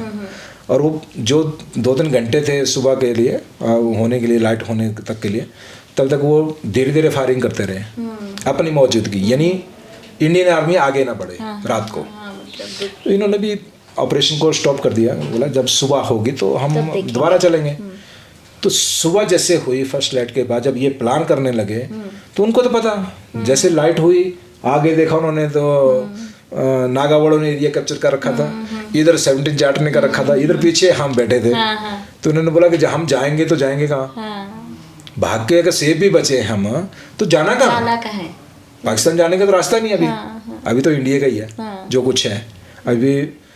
तब वो खुल के बाहर आ गए और उन्होंने मॉर्निंग टाइम पे फायरिंग शुरू फायरिंग की। उस फायरिंग में बत्रा साहब आ गए। और सुबह सबसे बड़ी बात मैडम, अगर आप देखोगे उसमें 7 जुलाई सुबह 7 बजे के करीब उनकी डेथ हुई है। 9-10 बजे के करीब गवर्नमेंट ने सीज फायर डिक्लेयर कर दिया था। उसके बाद कोई गोली नहीं चली, कोई ऑपरेशन नहीं हुआ। अगर आप ये बोल के चलें कि लास्ट मोमेंट पे बत्रा साहब का डेथ हुआ, कारगिल वॉर जहाँ पे फिनिश हुई उस लास्ट घड़ी के ऊपर उनकी डेथ हुई है। और इतने निडर और इतने मेहनती अफसर हमने नहीं देखा था। और बहुत, मैं भी कुछ टाइम उनके साथ रहा था शोपर के टाइम पे, तो बहुत निडर, जिसको बोलते हैं ना, अगर आपने उसमें देखा होगा ना शेरशाह मूवी देखी है, बिल्कुल बिल्कुल। उसमें जो ऑपरेशन थे वो उससे अच्छा काम करते थे वहाँ। सबसे बड़ी बात थी सिविलियन का विश्वास, वहाँ के लोगों का विश्वास हासिल करना, तब उनसे खबरें हासिल करना, फिर ऑपरेशन करना। तो उससे क्या होता था कि अपनी कैजुअलिटी कम होती है और आप सक्सेस आपको ज़्यादा मिलती है। वैसे ही उन्होंने वॉर में किया था। तो वो सारी चीज़ें अगर आप देखोगे इस लड़ाई के दौर पे तो बहुत कुछ मायने रखती हैं। और कारगिल वॉर में अगर आप उसके बाद और देखोगे, उसमें 2 चीज़ें और मायने रखेंगी आपको। जब फर्स्ट शुरुआत हुई थी कालिया जी के डेथ के बाद, तो हमारी डेड बॉडीज को कैसे वापस किया था उन्होंने, उनकी डेड बॉडीज की कैसी हालात थी, है ना। तो जब यहाँ लड़ाई ख़त्म हुई 7 जुलाई के बाद, तो आप इसमें एक चीज़ देखना, जो हमने जो लोग वहाँ पाकिस्तान के जो हमने अटैक किए, डेल्टा कंपनी ने किए, उसके बाद नागा ने किए, उसके बाद अपने 17 जाट वालों ने किए, जो ब्रिगेड की तीनों यूनिटों ने, हमने 53 डेड बॉडीज पाकिस्तान की रिकवर की उस पूरे इलाके से। और उसका बाद सम्मान पूर्वक हमने जो है, सम्मान नहीं मैम, हम ये बोल सकते हैं कि जो हम अपने सैनिक को सम्मान देते हैं वैसे सैनिक सम्मान के साथ उनको किया। क्योंकि मेरे जो हमारे जो सीएस साहब थे ना, जोशी सर, उनका बोलने का मतलब एक चीज़ हमें सिखाते थे, वो हर सैनिक अपने देश के लिए काम करता है। वो अपने देश के प्रति लड़ाई लड़ रहा है, अपने जो जान न्यौछावर कर रहा है देश के प्रति कर रहा है। वो अपने देश का सैनिक है, हम अपने देश के। मरने के बाद किसके साथ दुश्मनी, जो उसकी डेड बॉडी है उसको तो कम से कम वो सम्मान मिलना चाहिए उसको, जो है एक सैनिक को। दूसरा, उनकी गवर्नमेंट को फर्क नहीं पड़ता, क्योंकि उन्होंने भी मना कर दिया कि हमारे सैनिक नहीं थे। उनकी फौज को फर्क नहीं पड़ता। हाँ, अगर हम इनको सम्मान यहाँ देंगे, इनके घर वालों को फर्क पड़ेगा। क्यों? जिनको पता चलेगा कि मस्को वैली में हमारे घर का कोई इंसान था और वो डेथ हुआ, उसको ज़मीन नसीब हुई है, और वो भी सम्मान के साथ। जो बाकी वहाँ नालों में पड़े हैं या कुछ भी है, वैसा नहीं। तो बहुत बड़ी बात थी और इसका रिस्पांस बड़ा अच्छा मिला, आपने देखा भी होगा उस टाइम पे। हाँ जी। तो वो चीज़ें हैं, ये हमें यानी एक दिखाती है कि इंडियन आर्मी के अंदर एक इंसानियत, हम जो भारतीय हैं वो एक जिस बोलते हैं ना कि इंसानियत निभाना आता है। और हमेशा हमने, चाहे कोई भी वॉर हो, चाहे 48 से लेके 48 की हो, 62 की हो, 65 की हो, 71 की हो, 99 की हो, या बीच की जो भी ऑपरेशन या बाकी चीज़ें, हम हमारी फौज या हमारे देश में कभी इस तरीके का व्यवहार नहीं किया जाता जिस तरीके से पाकिस्तान में होता है, या पाकिस्तान सेना हमारे सैनिकों के साथ करती है। तो वो चीज़ें दर्शाने का मौका था वहाँ कि आपका और हमारा व्यवहार कैसा है। बिल्कुल। तो वो दर्शाने से बड़ा अच्छा रहा। और चलो उनके परिवार वालों को भी वो चीज़ें देखने के लिए उसमें लगा होगा कि नहीं, मेरे घर के एक सदस्य को मिट्टी नसीब हुई और जो उसको सम्मान मिलना चाहिए था वो मिला, चाहे दुश्मन ने ही दिया। तो उससे बहुत खासकर जनता के जो सोच है वो बदल दी होती है। बिल्कुल। आपकी वीर गाथा तो हमने सुन ली, लेकिन हम बात करना चाहेंगे आपके बचपन की, ज़रूर आना चाहेंगे। कहाँ आपका बचपन बीता, कितनी आपने पढ़ाई की, और आपने 3 या 4 बार कोशिश की सेना में जाने में, वो क्या जज्बा था? देखिए, मैं हिमाचल बिलासपुर बकैन गांव में मेरा जन्म हुआ है और 3 मार्च 1976 में मेरा जन्म हुआ। और मेरा स्कूली शिक्षा जो है क्लोल स्कूल से हुई है। अभी हम जैसे आप समझ में, हम 6 भाई बहन हैं, 3 भाई हैं और 3 सिस्टर हैं, मैं सबसे छोटा हूँ में से। तो माँ बाप खेती बाड़ी करते थे, तो इतना सबका बोझ उठाना, सबका यानी पढ़ाई लिखाई का उसमें उठाना कोई आसान नहीं होता उस टाइम। तो हमारे पास इतना वो साधन नहीं थे पढ़ने के, आगे कॉलेज में जाएं या कोई डिग्री डिप्लोमा करें। हमारे सबसे बड़ी बात होती थी या तो फौज में चले जाओ या दिल्ली चले जाओ। हाँ। तो मैंने भी 93 में मैट्रिक किया और 94 में मैं भी दिल्ली चला गया। तो क्योंकि बात वही थी, ड्राइविंग की मैं आपकी कहानी सुन रही थी। दिल्ली में ड्राइविंग से पहले जितने भी जब भी भर्ती यहाँ कभी निकलती थी, हमीरपुर में, ऊना में या कहीं और भी किसी सेंटर में, 3 बार तो जो रिकॉर्ड में है मेरे, जो आप जैसे बोल रहे जिक्र कर रही हूँ, लेकिन बहुत सारे और प्रयास भी हैं। उससे पहले और बहुत सारे जगह मैंने आजमाया है, लेकिन वो बोलते हैं ना, हम अपनी असफलता से अगर घबरा गए ना तो फिर कुछ नहीं कर पाओगे। बिल्कुल। जैसे मैंने आपको कहा ना कि हर चीज़ की जब आपके पास कमी रहेगी या आपके पास वो चीज़ें नहीं हैं तो आपको पाने की लालसा रहेगी। आपको, मैं जब एनसीसी में था ना तो मेरा एक ही एम था कि जाना तो फौज में जाना। जो लास्ट 96 मैंने जनवरी, मार्च और जून ये 3 भर्तियां मैंने कंटिन्यू देखी और लास्ट वाली में मैं जाके सिलेक्ट। बात है कि एक भर्ती जब देखी तो उसमें क्या होता है, कैसे होता है, उसमें जो कमियां रह गई वो अगले में की, अगले में रह गई, उसमें अगले में की, तो हो गया। तो वही है, मैं वही बोलता हूँ लोगों, बच्चों को, बाकियों को कि भाई देखो, अगर आप एक बार में घबरा गए कि मैं इस टेस्ट को पास नहीं कर सकता, तो आप मन से अगर आपने मान लिया ना तो फिर आपको कोई नहीं जीत सकता। कैप्टन संजय, मैं जानना चाह रही थी, आपने IIM देहरादून में भी ट्रेनिंग दी और जो NDA से बच्चे जाते हैं वो भी दे। आजकल जेनजी की बहुत बात हो रही है और यही जेनजी जो है आपने ट्रेन किया है। मैं ये जानना चाहती हूँ कितना मुश्किल है इस जनरेशन को ट्रेन करना। जब हम जेनजी की बात करते हैं, जो हमारा ये मानना है कि थोड़े से लापरवाह है, उसमें उतना देश प्रेम नहीं है, तो क्या आपको इस जनरेशन में ऐसी बात नजर आई क्या? हमारे पास जो बच्चा आता है ना वो दिल से आता है, जो फौज को ज्वाइन करता है। जो जेनजी, जो ये जो बच्चे हैं, इनकी सोच अलग है। और जो हमारे पास जो बन के आता है वो, अगर आपने देखा होगा, या तो फौजी बैकग्राउंड से होगा या फौज के लिए वो बहुत पहले से मोटिवेट होगा। छोटा सा बच्चा होगा, जब 6-7 से, जब से वो कुछ थोड़ा समझाने लगी, उस टाइम से वो बच्चा तैयार होने लगता है। तब जाके वो जब +2 करने के बाद NDA का एग्ज़ाम देके हमारे पास आता है। आप उनकी कभी हिस्ट्री सुनना मैम, कभी उन बच्चों से बात करना, उन अधिकारियों से बात करना, जब वो कितने टाइम से वो फौज की तरफ मोटिवेट होके आते हैं वो, तो वो बाकी जेनजी की तरह मैं उनको कभी नहीं बोलूँगा। हाँ, थोड़ा सा न्यू जनरेशन है, हमारे से अगली जनरेशन है, तो थोड़ा गैप है। जो चीज़ जब हम उनकी एज में थे, जब वो कर सकते हैं, वो ऐसा तो नहीं कर पाएंगे, लेकिन हम उनको करने के लायक बना देते हैं। ऐसा नहीं कि वो कर नहीं पाएंगे, आज नहीं कर पाएंगे, लेकिन हम ट्रेनिंग ख़त्म करने तक उनको उस तरीके से ढाल देते हैं कि वो हर कुछ कर सके। इसीलिए तो NDA वालों को आपने देखा 4 साल का ट्रेनिंग है। 3 साल उनका पूना में रहेगा, वहाँ पे BA BTech भी करेंगे और साथ में ट्रेनिंग भी करेंगे, जहाँ से मैं भी आया हूँ 4 साल करके। उसके बाद IIM में आके 1 साल फिर करेंगे ये। तो 4 साल का अगर आप उनका शेड्यूल की बात करूंगा ना मैं आपको, तो आम बच्चा जो है ना, एक स्कूल में पढ़ने वाला बच्चा ना, वो बोलेगा कि नहीं ऐसा नहीं हो सकता। अच्छा, क्योंकि उनके पास अपने लिए टाइम नहीं होता। अपने लिए टाइम नहीं है उनके पास। उनको जो प्रोग्राम दिया जाता है दिन और रात का, उनको जो बोलते हैं ना, सोचने का टाइम नहीं है। उनको अपने लिए सोचने का टाइम नहीं है, बाकी चीजों के लिए सोचने के लिए टाइम है। अगर वो अपने पे सोचने के लिए आ गया तो वो पनिशमेंट खा जाएगा। और इनकी पनिशमेंट रिटर्न में रहती है।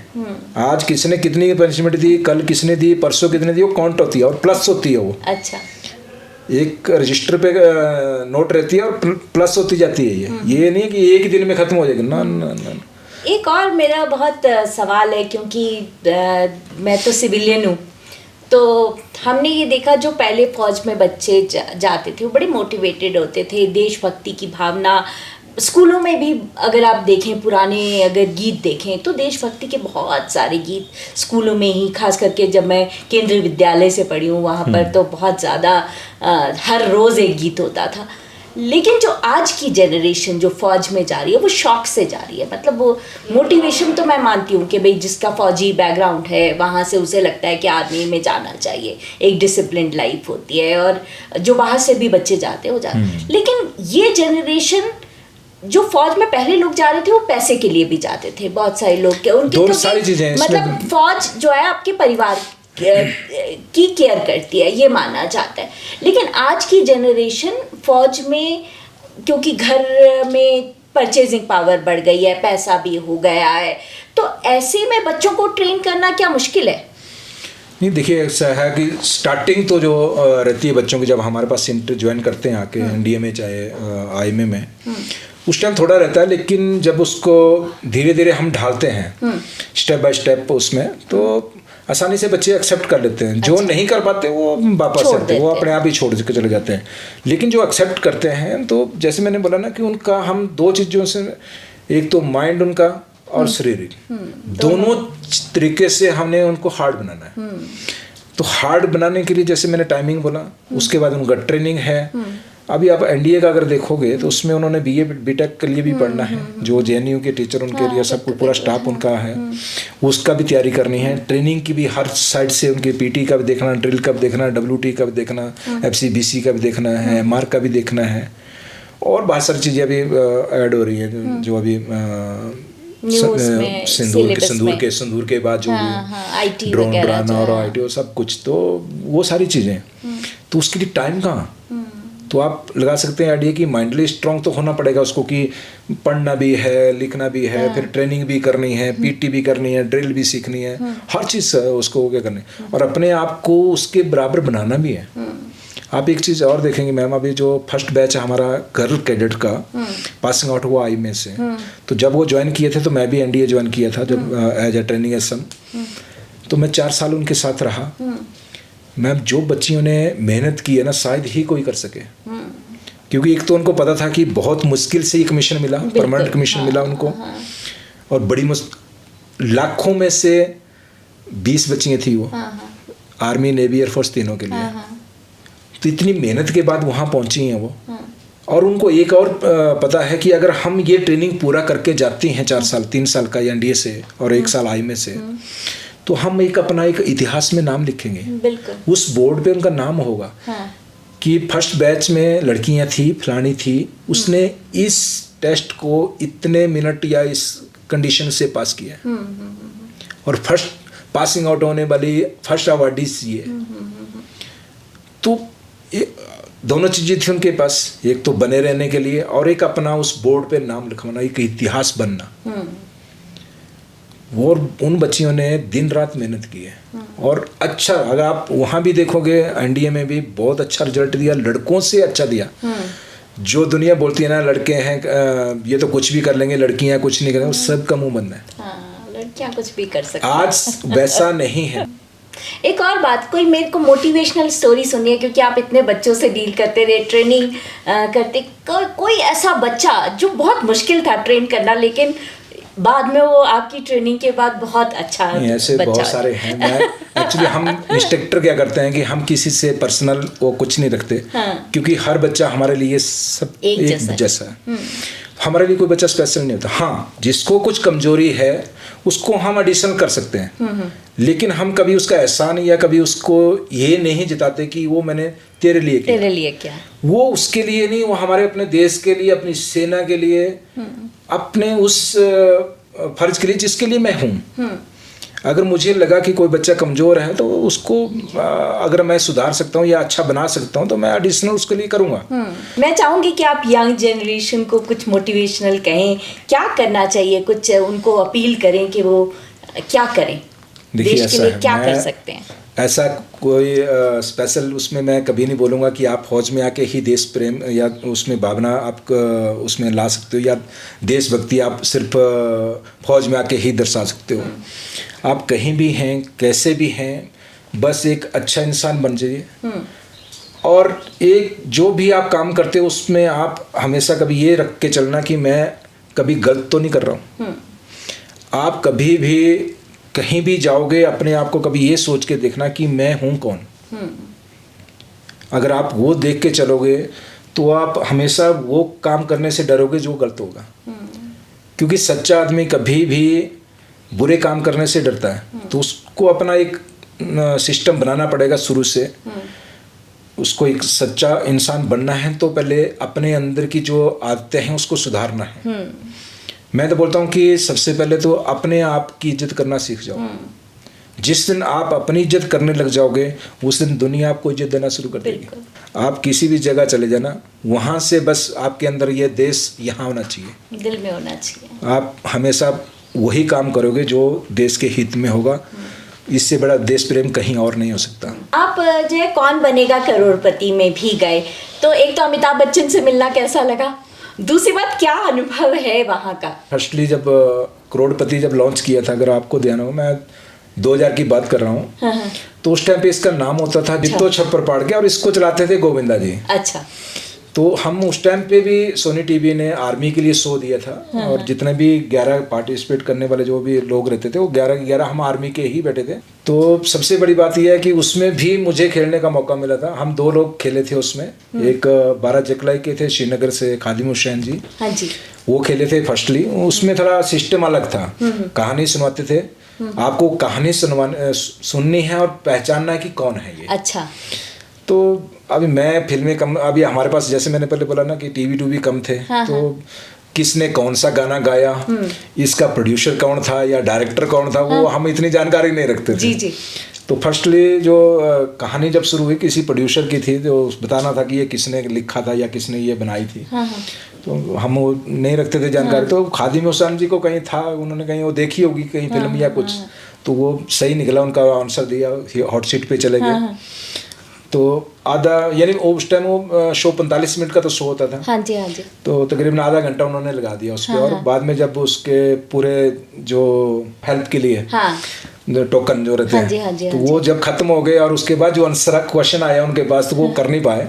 तो उन्होंने गेम को क्विट कर दिया था। उसके बाद दोबारा फिर से गेम शुरू होती है, गोविंदा जी फिर आते हैं, फिर एक कहानी सुनाते हैं। तो वो कहानी थी महात्मा गांधी जी के ऊपर। अच्छा। तो मैंने बजर दबा दिया। तो महात्मा गांधी जी को कौन नहीं जानता। जब उनके बारे में आप स्टोरी सुनाने लगोगे सामने खड़े होगे, तो फर्स्टली जो उसमें फिर वो कंप्यूटर से डिसाइड होता है कि फर्स्ट बजर किसने दबाया है। तो जिसका फर्स्ट होता है उसकी वो लाइट जल जाती है। तो मेरी लाइट जल गई, तो फिर मैं हॉट सीट पे चला गया। तो मैंने सिर्फ 3 आंसर दिए थे और तीनों मेरे सही थे। तो पहले 25,000 था, फिर 50,000, फिर 1 लाख। 1 लाख। तो जैसे मैंने 1 लाख, और उसमें 1 रुपया साथ देते थे वो। अच्छा। 1 लाख में जितने उनके पास एडवर्टाइजमेंट के लिए सामान होता था, उसमें से वो आप शॉपिंग कर सकते हैं। 1 रुपए में। अच्छा। तो मैंने वॉशिंग मशीन और माइक्रोवेव लिया था क्योंकि घर के लिए यूज आइटम थी। फिर कुछ टाइम के बाद जब 2021 में अभी सोनी टीवी ने दोबारा अमिताभ जी को बनी कैसे क्या उसमें आया। हमारे एक कर्नल बम्बू शंकर हैं जो फौज से रिटायर्ड होके, और तो कहीं ऐसे बात कर ली उन्होंने कि भाई अमिताभ जी आप एक आधा शो आर्मी के लिए भी कर लो, जो फ्राइडे के दिन जो शो होता था। तो उन्होंने बोला हाँ सर हम प्लान करते हैं, आप बात कीजिए। तो उन्होंने जब बात की, हमारे जनरल नरवणे जी होते थे चीफ, उनसे बात की। तो उन्होंने बोला हाँ अच्छी बात है फौज के लिए, अगर आप शो देना चाहते हैं तो ठीक है मैं बंदे देता हूँ। तो उन्होंने मेरा और यादव जी का नाम दोबारा दे दिया, उसके लिए दिया कि ये हमारी फौज की तरफ से ये दोनों खेलने के लिए आएंगे। तो हमें जब फर्स्टली मैसेज मिला कि आप करोड़पति में जाने वाले हैं, और जब टाइम हुआ हम लोग गए मुंबई में। सबसे बड़ी बात कि अमिताभ जी से अगर आप बात करोगे ना मैम, कभी नहीं लग सकता कि ये अमिताभ जी हैं। बिल्कुल सिंपल, सरल भी, और कोई दिखावा नहीं, कुछ नहीं उनके अंदर। जितने बड़े वो कलाकार हैं, जितने बड़े अभिनेता हैं, वो कभी लोगों में वैसा इंप्रेशन छोड़ते नहीं। बस उनको ऐसे लगता है कि आप फ्रेंडली उनसे कभी भी मिल सकते हैं और बात कर सकते हैं। एक्सपीरियंस था मेरा उसका, वो बहुत अच्छा रहा। जितना भी पैसा हमने वहाँ पे जीता था 25 लाख रुपए, वो सारा हमने जो हमारा जो वेलफेयर सोसाइटी, हमारे जो बैटल कैजुअलिटी रिलीफ फंड, उसमें हमने डोनेट किया था वो सारा। क्योंकि हम आर्मी की तरफ से खेले थे, हम कोई स्पेशल उसको करके नहीं गए थे। तो वो आर्मी के लिए था और हमने वो आर्मी के लिए किया। और अगर आप पूरा उसका डाटा उठाओगे तो इतना उसकी टीआरपी किसी और शो की नहीं गई है। और सबसे लंबा शो ये फ्राइडे का हमारा शो है, जो रिकॉर्डिंग 2 घंटे का किया था और 2 घंटे का ही रिलीज किया इन्होंने। अच्छा। जबकि हमें बोला था कि ये 1 घंटा का रहेगा कट लग के, लेकिन किसी ने कट लगाने नहीं दिया था और जो बोला था जो इसकी रियलिटी है वैसे ही रहने दो। तो बहुत अच्छा। और सबसे बड़ी बात थी कि पूरी आर्मी को पास था उस टाइम पे कि आप इस शो को देखेंगे। फिर कुछ और प्रश्न आपसे रह गए कि एक तो कि आपकी पसंदीदा फिल्म, आपने एलओसी यकीनन इतना जिक्र किया तो एलओसी नहीं, देखिए मेरी पसंदीदा एक ही फिल्म थी, वो थी बॉर्डर, जो मैंने पता कितनी बार देखी है। अच्छा। क्योंकि मैं एलओसी भी मेरे को, मैं तो फिर भी मेरे को पसंद आ जाएगी क्योंकि एक तो पहली बात है कि हमारा रोल उसमें है। आपके पसंदीदा फिल्म स्टार कौन है? फिल्म स्टार तो अभी पहले का देखेंगे आप तो ये थे जितेंद्र थे मेरे। अच्छा। जितेंद्र जी को मैं बड़ा पसंद करता था, उनकी जो बातचीत करने का तरीका था उसको तो मेरे को बड़ा अच्छा पसंद आता था। और एक्शन में तो अमिताभ जी के उसका, और इनकी साउंड जो थी ना, आवाज दमदार, हाँ, तो उसमें वो था। धर्मेंद्र जी थे, लेकिन धर्मेंद्र जी में मैं इतनी ज़्यादा फिल्में नहीं देखा उनका। शुरू से कुछ एक देखी थी जैसे शोले वगैरह, वो भी अच्छी थी। अच्छा, कोई फिल्मी गीत जो बहुत पसंद हो या देशभक्ति का गीत? देशभक्ति वाला ही है बस, बाकी कुछ नहीं। कौन सा सबसे अच्छा, कौन सा? लता जी ने जो गाया था ये मेरे वतन के लोगों वाला, वो एक जिसको है कि अगर आप उसके वर्ड देखेंगे, हर एक लाइन उसमें दिल को छूने वाली है। बिल्कुल। उसमें वो उस लड़ाई की पूरी हकीकत उसके अंदर है। और उसके बाद अगर दूसरा देखोगे तो जो ये मिट्टी वाला जो अभी निकला था अपने पीछे, जो इसमें देखा है, तेरी मिट्टी में मिल जाना, वो वाला, उसमें भी बहुत सारी चीज़ें ऐसी हैं जो एक सैनिक को या एक भावना से उससे जोड़ता है और एक जोश सा पैदा करता है। यदि आप सैनिक ना होते तो क्या होते? अगर फौज में ना जाते? टैक्सी ड्राइवर होता। क्योंकि मैंने जिसको बोलते हैं ना, शुरुआत अपनी ज़िंदगी की वहाँ से शुरू की है, वहीं से फौज में गया। सब कुछ ये चीज़ें कुछ ऐसी हैं जो आप भूल नहीं सकते। जहाँ से आप एक अपना कैरियर शुरू करते हैं, वो जहाँ से किया है उस चीज़ को आप नहीं भूल सकते, है ना, कि कैसे कैसे आप स्टेप बाय स्टेप उसमें पहुँचे हैं। हाँ, मेहनत तो सब करते हैं। अभी एक चीज़ अगर मैं आपको बताऊं, अब आज मैं ये मेडल लेके यहाँ बैठा हूँ तो मैं ये बोलूँ कि ये तो सब कुछ मेरा है, तो ऐसा नहीं हो सकता। बहुत लोगों की मेहनत होती है उसकी, बहुत नहीं, सबकी मेहनत है। हमारे तो टीम वर्क होते हैं। टीम वर्क के साथ भी अगर मैं एक चीज़ बोलूँ कि जो पीछे सपोर्ट करने वाले हैं ना, जो हमारा पोर्टर जो हमें राशन पानी अम्युनिशन या बाकी चीज़ें ला के दे रहा है, उसका भी उतना ही योगदान है। और माँ बाप का सबसे बड़ा है, उसने बच्चा जो है जाने दिया। अपने बच्चे को जंग के मैदान में भेजना, फौज में भेजना, सच में उन माता पिता का बहुत जिगरा होता है। मैं ये कहती हूँ, जिगरा नहीं, बहुत ज़्यादा। मैं आपको बताऊँ, मेरे जो अंकल थे वो मेरी ही रेजिमेंट के हैं, 9 जैकरिफ के, और वो 65 की वॉर में डेथ हो गए थे। तो मेरे घर में मेरी दादी किसी को फौज में नहीं जाने देती थी। मेरे फादर और चाचा 2 ही भाई थे, तो एक डेथ हो गए, तो दादी किसी को फौज में जाने नहीं देती थी। मैं जब फौज में दिल्ली था, क्योंकि उसको मेरा इतना पता था कि ये दिल्ली है, टैक्सी चलाता है। मैं फौज में साल भी हो गया था मेरे को। यानी उनकी डेथ 2001 में हुई है दादी जी की मेरे। तो तब तक वो 4 साल मैंने कैसे निकाले, फिर भी पता लग गया था हमको लास्ट बीच में जब देखा लोगों से। और परमवीर चक्र भी आपको मिल गया था तब तक। तो लोग आते थे मिलने के लिए ना वहाँ घर पे, तो फिर उसको तब पता चला था उसको। तब लोगों ने पूछा था कि आपको कैसा लगता है, तब उसने मेरे को बोला तूने कभी मेरे को बताया नहीं है। मैंने बोला अगर बताता तो तू जाने देती। तो उनका तो जो बलिदान है, वो उनकी जो कुर्बानी है, उसको तो कोई नहीं बोल सकता। और अब आपके फादर जो हैं वो 99 इयर्स के हैं, आपकी मदर भी 90s में है, तो उनको तो बहुत अच्छा, जब आप अब रिटायर हो गए उनके पास जब आ गए, बहुत अच्छा लगता होगा उनको। वही है, मैं इसीलिए रिटायरमेंट के बाद अपना एक ही चीज़ सोच के आया था कि जो टाइम मैं पहले नहीं दे पाया अपने परिवार के साथ में, वो इसीलिए मैं कहीं और सेटल नहीं हुआ। दुनिया मेरे को बोलते रही शिमला चले जाओ, बिलासपुर चले जाओ, चंडीगढ़ चले जाओ। मैंने बोला सर घर के अलावा जो शांति की, जो एक रिटायरमेंट लाइफ, हाँ मैंने अगर नौकरी करनी है, पैसा करना है तो कहीं भी रहूँगा, लेकिन अगर मैंने रिटायरमेंट लाइफ जीनी है तो मेरे घर के और मेरे उस इलाके के बढ़ के कहीं नहीं हो सकती। और हमारे हिमाचल, पूरे हिमाचल में अगर आप देखोगे तो गांव का जो इलाका है उसमें एक जिंदगी जीने का मजा ही कुछ और है। बिल्कुल, वहाँ का हवा पानी, लोगों से 100 लोगों से बात करनी। आज मैं रिटायरमेंट आ गया हूँ, लेकिन कभी पीछे मुड़ के मेरे को कभी फौज की याद नहीं आई। इतना बिजी हो गया अपने इस यहाँ के घरेलू चीज़ों में और कामों में कि कभी लगा नहीं कि मैं रिटायर्ड होकर अभी मैं सिविल बन गया हूँ। तो वैसे फौज वाला कभी सिविल नहीं बनता है। देखिए फौज तो फौजी आदमी तो मरने के बाद ही उसके अंदर से आप फौज का वो निकाल पाएंगे। हाँ। मैं बात करूंगा तब भी मेरे बात में वो फौज वाले से लिहाजा रहेगा। चलूंगा तब भी फौज वाला वो मेरा डिसिप्लिन रहेगा। हाँ। हाथ पैर मारने वाला। हाँ। उसके बाद कहीं भी कुछ भी हो रहा होगा तो उधर बोलने के लिए भी तैयार होगा। हाँ। क्योंकि फौजी आदमी रह नहीं सकता। मैंने जैसे पहले फर्स्ट में भी ऐड किया था, जो हमारे फौजी आदमी जो रिटायर्ड होके आते हैं, आपने देखा होगा उन्होंने अपनी एक संस्थाएं बना के आज भी वो लोगों के लिए काम कर रहे हैं, क्योंकि उनको उन्होंने सीखा ही दूसरों को देना है, दूसरों के लिए जीना है। तो यहाँ आके भी वो कुछ ना कुछ लोगों के लिए कर रहे हैं। तो वो रिटायर्ड सिर्फ ड्रेस से रिटायर्ड हुए हैं, मन से रिटायर्ड नहीं हुए, ना दिल से रिटायर्ड नहीं हुए। तो दर्शकों, ये थे परमवीर चक्र विजेता संजय कुमार जी। आप हमारे पास आए, हमारे स्टूडियो में आए और आपने इतनी सारी बातें की और अपनी जो पूरी कहानी है उसे साझा किया, उसके लिए आपका बहुत बहुत धन्यवाद। और दर्शकों से अपील करना चाहूँगी, ज़रूर देखें हमारा ये जो बातचीत है उसको ज़रूर देखें। सभी हमारे जो डीडी न्यूज़ हिमाचल के प्लेटफॉर्म है, यहाँ पर ये आपको नज़र आएगी, यहाँ आप उसको देख सकते हैं।